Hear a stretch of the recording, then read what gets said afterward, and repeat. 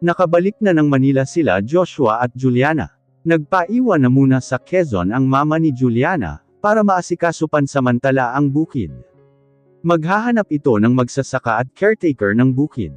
Kasama nitong naiwan ang magkapatid na sina Zinab at Zia.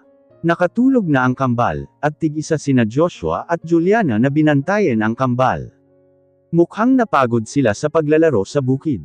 Ngayon lang kasi sila nakakita ng palayan, at maraming puno, natatawang sabi ni Juliana kay Joshua. Nakatitig lang si Joshua sa mukha ni Juliana. Habang tumatagal na tinitingnan niya ito, ay lalong gumaganda sa paningin niya. Napansin ni Juliana ang pagtahimik ni Joshua, kaya nilingon niya ito. Nagtama ang tingin nila kaya siya na ang unang nagbawi. Dumiretso ng upo si Juliana, habang ang anak ay nakaunan sa kanya. At nakatulog na siya sa mahabang biyahe. Nagising siya nang may tumatapik sa pisngi niya. Nabungaran niya ang nakangiting mukha ni Joshua. Natigilan siya at napatitig doon. Andito na tayo, sabi ni Joshua, na nagpabalik ng ulirat ni Juliana. Bigla siyang napabangon. Wrong move dahil nalipat ang labi niya sa labi ni Joshua. Napapikit siya. Si Joshua ay nakatingin lang sa maamong mukha ni Juliana. Nang mapansin na pumasok ang ano ni Joshua sa loob ng bibig niya, ay nanlaki ang mga mata na naitulak niya si Joshua. Saka sinampal. Napahawak si Joshua sa pisngi niyang lamapat ang kamay ni Juliana. Bakit ka ba nang hahalik? Nakataas ang kilay na tanong ni Juliana. Ikaw itong humulik sa akin, sagot ni Joshua na nakangisi. Napahawak naman sa labi niya si Juliana. Umalis ka nga dyan. Nasaan na si Nakambal? Inis na taboy ni Juliana. Tumayo ng tuwid si Joshua, at lumabas na ng sasakyan si Juliana. Naipasok ko na sa kwarto nila. Tulog na tulog ka, kaya hindi nakita ginhising. Baka kasi napagod ka din, sagot ni Joshua na hindi maalis-alis ang ngiti sa labi. Nahihiyang tumalikod na si Juliana kay Joshua, at pumasok sa bahay nila. Nakasunod lang si Joshua sa likuran niya. Nagulat siya nang sa pagharap niya dito, ay mas asagi na naman niya si Joshua. Napahawak si Juliana sa dibdib niya. Sobrang bilis ng tibok ng puso niya. Habang si Joshua at nakangisi lang. Umuwi ka na nga, baka ma-heart attack pa ako sayo sa gulat. Bulyo ni Juliana. Pwede bang makikape? Diretsyong tanong ni Joshua. Wala kaming kape, inis na sagot ni Juliana. Juice kaya? Wala nga, nakairap na sagot ni Juliana. Tubig na lang. Siguro naman may tubig kayo. Pangungulit ni Joshua kay Juliana. Nakapamaywang si Juliana na hinarap si Joshua. Ano bang ibig mong sabihin sa mga hinihingi mo? Gusto ko lang naman makausap ka kahit sandali. Kung pwede, pagsisinungaling na sagot ni Joshua, na napakamot sa ulo. Parang masyadong obvious ang ikanikilos niya. Para makasama ang mag-ina. Umuwi ka na. Alam kong pagod ka din, saka yung si Manong baka nilalamok na sa van, tanging sabi ni Juliana. I'm going, palem ni Joshua. Okay. Juliana, habol na tawag ni Joshua. Pwede bang makitulog dito? Pinauwi ko na kasi si Manong Jess sa bahay. Kailangan kasi siya ni Daddy bukas. Ewan ko sa'yo Joshua, style mo bulok, saka tumalikod na si Juliana, at hinayaang bukas ang pintuan. Napapakamot sa ulo na pumasok ng bahay ni na Juliana si Joshua. Gusto niyang makasama pa ang mag-ina niya. Nakakahiya pero kinapalan na niya ang mukha niya, para sa pagkakataong ito, na hindi niya mapapalampas na makasama sila ngayong gabi. Kahit ngayong gabi lang. How is he dad? Tanong ni Joshua nang makarating sa private room ni Clay sa ospital. Hindi na niya ginhising pa si Juliana nang umalis siya. Pero sinilip niya ang mag-ina niya, bago siya umalis at pumunta ng ospital. The doctor said kailangan ng operation, dahil nanghihina na si Clay, sagot ni Lucas. But we need to wait up to the next day. Kung sino sa kambal mo ang kamach ni Clay, dagdag pa ni Lucas. Nakatingin lang si Joshua sa anak, na nakarete sa hospital bed. Naawa siya para sa anak, pero hindi niya alam kung paano mababawasan kahit konti ang paghihirap ng anak. How is Juliana? Galit pa ba siya sa'yo? Sunod-sunod na tanong ni Lucas. Galit pa po siya sa akin. Sa dami ba naman ng naging kasalanan ko sa kanya? Kahit sa mga anak ko, at sa lahat ng tao na nakapalibot sa kanya. Lahat sila ay nasaktan ko nang ginawa ko iyon kay Juliana, ani Joshua. How about Claire? Clay is looking for his mom. Hindi na siya nagpakita pa sa anak mo, tanong ulit ni Lucas. Napabuntong hininga si Joshua. Wala na po kami. Hiniwalayan na niya ako dahil sa lalaki niya. Grabe magbiro ang tadhana sa akin. Nabalik sa akin ang mga ginawa ko kay Juliana, may namumuunang luha sa mga mata ni Joshua. I'm sorry Joshua, dahil sa nangyari sa amin ng mommy mo ay nagkaganyan ka. Don't blame yourself, dahil hindi mo kasalanan kung bakit hindi kami magkasama ngayon ng mommy mo, sabi ni Lucas. I hate mommy for doing this to us, turan ni Joshua. Because of that hate dyan sa puso mo, kaya naging magkapareho tayo ng kapalaran. Try to forgive your mom and also yourself Joshua. Dahil alam ko na may pag-asa pa kayo ni Juliana, at hindi pa huli ang lahat sa inyo, dugtong nito. Napailing ng ulo si Joshua. I don't think so dad. But I love her, and my kids, sagot ni Joshua. Tinapik ni Lucas ang balikat ni Joshua. Kung mahal mo talaga si Juliana, ipakita mong nagbago ka na. Hindi dahil sa nangyari sa inyo. Kaya ka nagbago kundi para sa sarili mo. Mabait na bata si Juliana, and you know her very well dahil mag-asawa kayo noon, ani Lucas. Kalabisan na umasa siyang mabubuo din ang pamilya nila ni Juliana. Pero gusto niyang umasa, gusto niyang itama lahat ang mga pagkakamali niya, at magkaroon ng ama ang kambal. Kinabukasan ay ipinatawag sina Juliana at Joshua ng doktor ni Clay. Kaya ko kayo ipinatawag ay para ipaalam sa inyo ang good news at bad news, paunang sabi ng doktor. Para namang kinakabahan pareho sina Juliana at Joshua, sa ibabalita ng doktor ni Clay. Ang good news ay perfect match si Jillian kay Clay, dugtong ng doktor. Nakahinga ng maluwag si Joshua, at ngumiti kay Juliana, bago humarap sa doktor ng anak. Kailan sisimulan ang operation ni Clay? Tanong ni Joshua. Mr. Simpson, hindi po pwede na maoperahan si Jillian, sagot ng doktor na ikinagulat ni na Joshua at Juliana. Akala ko po ba match sila? Bakit hindi pwede? Nagtatakang tanong ni Joshua. The bad news is may sakit si Jillian. She have a cardiomegaly, sagot ng doktor kay Joshua. Nanlaki ang mga mata ni Juliana. May sakit ang anak ko. Hindi niya naisip na may sakit ang kakambal ni Jillian. Pero malakas naman po ang anak ko, paano po siya nagkaroon ng sakit? Tanong ni Juliana na pinipigilan ang mga luha sa mga mata nito. Wala pong symptoms ang bata. Usually po asymptomatic ang cardiomegaly. Cardiomegaly is a condition when the heart is enlarged due to certain diseases. Cardiomegaly can be temporary or permanent. In some cases, this condition can occur without causing symptoms, paliwanag ng doktor. There is also cardiomegaly which causes dizziness, weakness, and shortness of breath, dagdag pa nito. Napaluha si Juliana sa mga narinig sa doktor ng anak ni Joshua. Kinabig ni Joshua nang yakap si Juliana para aluan. Napatunghay si Juliana kay Joshua. May sakit ang anak natin, umiiyak na sabi ni Juliana. Huwag kang mag-alala, gagawin ko ang lahat, para gumaling ang anak natin, alaw ni Joshua kay Juliana. Pinipilit niyang maging matatag para kay Juliana. I'm sorry Mr. Simpson, gaya po ng sinabi ko kanina, hindi po ito permanent or temporary lang. Pwede naman po na mawala din ng kusa ang sakit ni Jillian in any medication that we will give to her, sabi ng doktor. I suggest that we need to perform additional cardiac examinations para sa bata. Para malaman natin kung paano siya nagkaroon ng enlargement of the heart. Better to do CT scan or MRI kay Jillian, wika ng doktor. Just do anything just to save my daughter, sabi ni Joshua. Habang patuloy na umiiyak si Juliana.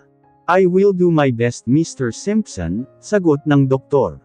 Halos gumuho ang mundo ni Juliana, na marinig niya iyon mula sa doktor. Hindi pwedeng may masamang mangyari sa anak niya. Hindi pwede na may mawala sa kambal. Hindi niya kakayanin. Ate, anong plano mo? Tanong ni Jane, habang nakatingin sa pamangkin na natutulog sa higaan nito. Si Jillian ay kasama ni Zia. Nakabalik na ng Manila ang magkapatid, pero ang mama nila ay naiwan pa sa Quezon. Sa totoo lang hindi ko alam. Iniisip ko pa lang na may sakit ang anak ko, natutulala na ako. Kumakapit na lang ako kay Jillian, umiiyak na sagot ito sa kapatid. Hindi niya akalain na may sakit ang anak, dahil malusog siya, puwera na lang sa madali siyang mapagod, at namumutla. Alam ko na hindi tayo pababayaan ng Diyos. At alam ko na gagawin lahat ni Kuya Joshua, para walang masamang mangyari sa anak niyo, saad ni Jane. Kumakapit ako sa pag-asa na sinabi ng doktor, na pwede din itong mawala sa kanya. At mabuhay ng isang normal na tao pagdating ng araw, ani Juliana, saka hinawakan ni Jane ang kapatid sa mga kamay nito. Para na akong masisiraan ng ulo. Una si Clay, pangalawa si Jillian. Ito na ba ang mga kabayaran ng mga kasalanan ko noon? Kung ito makikiusap ako sa Diyos na huwag na lang ang mga anak ko. Ako na lang ang kunin niya. Ako na lang. Patuloy na hinagpis ni Joshua, habang nasa harapan ng daddy niya. Hinagod-hagod ni Lucas ang likod ng anak. Bakit ba nangyari ito lahat sa nag-iisang anak? Siguro may plano ang Diyos kung bakit nangyayari ito lahat. Joshua, lumaban ka para sa mga anak mo. Para kay Juliana. Huwag kang sumuko dahil baka sumuko din ang mga anak mo, pati na si Juliana. Ikaw ang pag-asa nila ngayon. Lugmok na po ako. Ang dami ng dumating na hindi magagandang nangyayari sa buhay ko. Kahit ako sa sarili ko napapagod na po ako. But I want to do everything for them. Para sa pamilyang gusto ko ng buuin na sinira ko noon, sabi ni Joshua. Nang biglang bumukas ang pinto ng kwarto ni Clay. Si Claire habang madilim ang anyo na nakatingin sa gawin ni Joshua. I am taking my son in US. We have found the best oncologist for Clay. And I found a donor for him, diretsyong sabi ni Claire. Napatiim ng bagang si Joshua. Saka hinhila nito si Claire palabas ng kwarto ng anak. How dare you na kunin ang anak ko? Iniwan mo na kami, tapos babalik ka para kunin siya sa akin. Sumama ka na lang sa lalaki mo, at huwag mo kaming guluhin pang mag-ama. Galit na tura ni Joshua kay Claire. Napaawang ang labi ni Claire.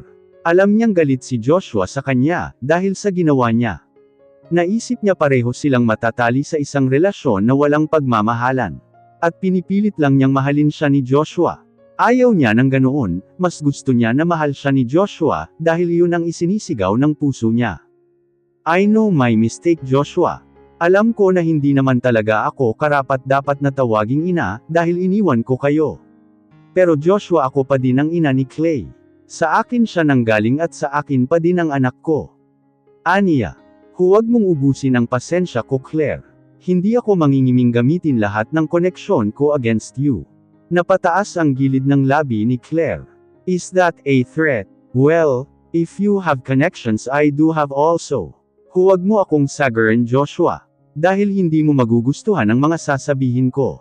Whatever is that, I'm not interested to know. Bulyo ni Joshua. Kahit pa si Clay ang involved. Nakangising tanong ni Claire. Napalingon naman si Joshua kay Claire, at nagtataka ang mga tingin. What is that about Clay? Tanong ni Joshua. Claire heaved a heavy sigh. You're not the father of Clay. Walang gatol na amin ni Claire. Nanlaki ang mga mata ni Joshua. What did you say? Tanong ni Joshua, na hindi magrehistro sa utak niya ang sinabi ni Claire, tungkol sa anak niyang si Clay. Clay is my son to Frederick. And I just used Clay to get you. Minahal kita kaya ginawa ko iyon. I'm so desperate nang mabasa kung ikakasal ka na kay Juliana, mga pag-amin ni Claire na ikinatigil ni Joshua. You're too selfish. Pati ang walang muwang na bata ginagamit mo, para lang makuha mo ang gusto mo. At dahil doon sinaktan ko si Juliana. Sinaktan ko ang babaeng walang ginawa kundi ang mahalin ako. Sobra mong sinira ang buhay ko, Claire. Umiiyak na sambat ni Joshua. Napayuko si Claire. Alam niya na kasalanan niya ang lahat. Mali siya na naging sakam siyang makuha si Joshua. I'm sorry, nakayukong hingi ng tawad ni Claire. Napailing-iling ng ulo si Joshua saka tumalikod. Joshua, please let my son live. Gusto ko siyang mabuhay kasama ang ama niya, kasama ako, paklusap ni Claire. Joshua nodded and take his step back to the room of Clay. Wala naman siyang karapatan, para pigilin ang gustong mangyari ni Claire sa anak nito. He is not even the father of Clay. Ang sakit isipin lang sa kanya na itinuring niyang anak, ang batang nakarete sa kwarto nito. Minahal niya si Clay na parang tunay na anak. Kaya hindi niya naisip na hindi niya anak si Clay, dahil sa puso niya anak niya ito. Dumalaw ang mag-ina kay Clay, dahil bukas ay lilipad na ito patungong Amerika, para ipagamot doon ni Claire. Clay, magpagaling ka ha, nakangiting bili ni Juliana, habang hawak ang kamay ng bata. Kuya Clay, aalis ka na daw. Liwan mo na ba kami ni Jillian? Singit na tanong ni Jillian na umiiyak na. No, baby sister, hindi ko kayo iiwanan ni Jillian. Aalis lang ako para magpagamot, at kapag magaling na si kuya, babalik ako para ako ang gumamot kay Jillian, sagot ni Clay na namumula na ang mga mata. Mamimiss niya ang mga kapatid niya. Kahit sandali lang silang nagsama-sama, ay minahal na din niya ang mga ito. Promise yan Kuya Clay ha, sabi naman ni Jillian. I promise, saka itinaas ang kanang kamay para mangako. Si Juliana naman ay napaiyak na din sa usapan ng tatlong bata. Habang si Joshua ay hindi makatingin sa tatlong anak. Nakakagalit na sunod-sunod ang mga nangyayari sa buhay niya. Wala na bang katapusan ang lahat ng ito? Ngayon mas lalong hindi niya mapatawad ang sarili, dahil sa mga pagpapahirap na ginawa niya kay Juliana noon. Sa huli ay malalaman niya na hindi pala niya anak ang itinuring niyang anak. Dumating ang lolo Juan Miguel nila, kasama ang daddy ni Joshua na si Lucas. Nilapitan nila ang kanilang apo na nakahiga sa hospital bed. Apo, always remember that we love you. Palagi kang mag-iingat doon. Hindi man tayo magkita pagkatapos mong umalis, magkikita pa din naman tayo, siguro kapag magaling ka na, ani Lucas. Pinipigilan itong maluha sa harap ng mga apo. Si Juan Miguel naman ay hawak ang dalawang kamay ng apo nitong si Clay. Simpson ka pa din para sa akin apo, maluha-luhang sabi ni Juan Miguel. Tumango ng ulo si Clay, at ngumiti sa dalawang matanda. Matapos magpaalam kay Clay ang lahat, ay naiwan si Joshua sa loob ng kwarto ni Clay. Son, don't be mad at your mom. I love you my son, umiyak na paalam ni Joshua kay Clay. Paalis sila Clay bukas ng umaga. Hindi alam ni Joshua kung kaya ba niyang magpaalam sa batang akala niya'y kanya. Hinalikan niya ito sa noo sa kaniyakap. Daddy, ikaw pa din ang daddy ko. I love you too daddy, umiyak na sabi ni Clay. Joshua nod and smile. I'm your dad Clay, sagot ni Joshua.